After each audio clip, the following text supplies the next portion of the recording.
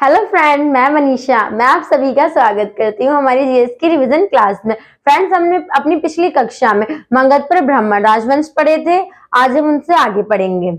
दक्षिण भारत के प्रमुख राजवंश पढ़ेंगे और कुषाण वंश के बारे में पढ़ेंगे। फ्रेंड्स, हमारी आज की जो क्लास है वो बहुत ही महत्वपूर्ण रहने वाली है टीजीटी पीजीटी परीक्षाओं के विद्यार्थियों के लिए। इसमें कुछ प्रश्न ऐसे हैं जो आपके पहले आ चुके हैं, अब आने वाले भी होंगे आपकी टीजीटी या पीजीटी परीक्षाओं में। प्लीज आप इसको ध्यानपूर्वक देखिए। चलिए स्टार्ट करते हैं अपना रिवीजन। कुषाण काल के दौरान मूर्ति कला की कौन सी शैली विकसित हुई थी? गांधार शैली। नागार्जुन किसके दरबार में रहते थे? नागार्जुन कनिष्क के दरबार में रहते थे। कनिष्क के शासन काल की सर्वाधिक महत्वपूर्ण घटना कौन सी थी? चतुर्थ बौद्ध संधि, जो सन 78 ईस्वी में हुई थी। किस सम्राट के काल में पेशावर बौद्ध सभ्यता का प्रसिद्ध केंद्र था? कनिष्क के शासनकाल में था। ये इंपॉर्टेंट क्वेश्चन है। किस शासक के सिक्कों पर बौद्ध की प्रतिमा का सबसे पहले अंकन मिलता है? कनिष्क के।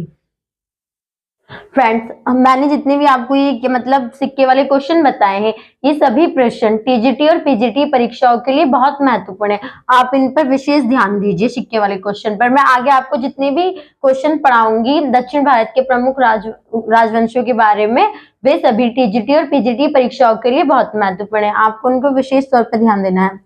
ये क्वेश्चन दोबारा देखते हैं। किस शासक के सिक्कों पर बौद्ध की प्रतिमा का सबसे पहला अंकन मिलता है? तो किसके सिक्कों पर मिलता है? कनिष्क के। गांधार शैली किन दो शैलियों का मिश्रण है? भारतीय और यूनानी। शक संवत किसने चलाया था? तो शक संवत सन 78 ईस्वी में कनिष्क ने चलाया था। कनिष्क किस धर्म का अनुयायी था? तो कनिष्क धर्म बौद्ध धर्म का अनुयायी था।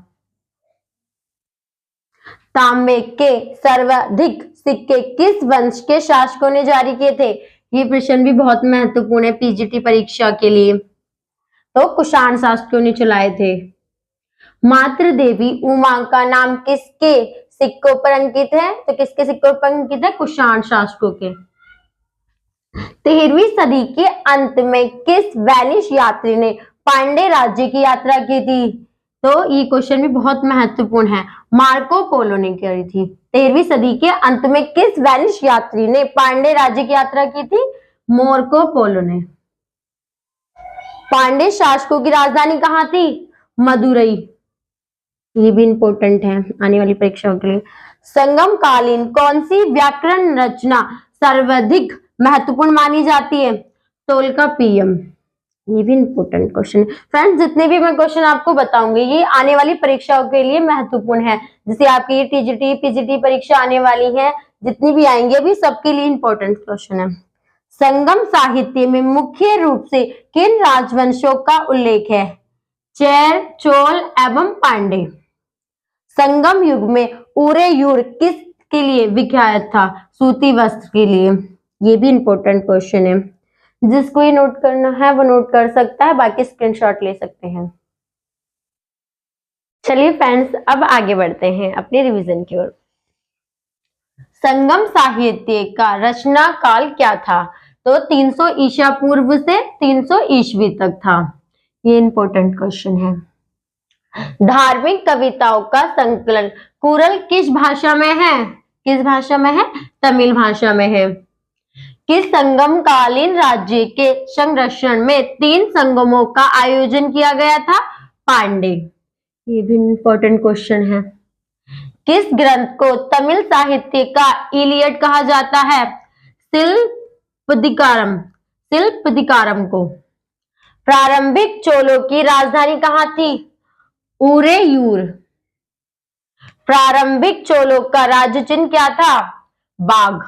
ये तो बहुत इंपॉर्टेंट क्वेश्चन है, आप इस पे डबल मार्क कर सकते हैं कि प्रारंभिक चोलों का राज्य चिन्ह क्या था। प्रारंभिक चोल शासकों में कौन सर्वाधिक शक्तिशाली था? कौन सर्वाधिक शक्तिशाली था? करिकाल।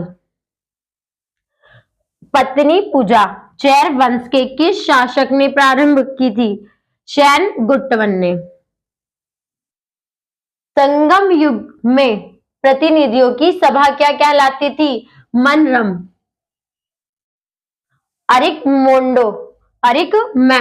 मैंडो किसके लिए विख्यात था? व्यापारिक केंद्र के लिए। पांडे देश किसके लिए प्रसिद्ध था?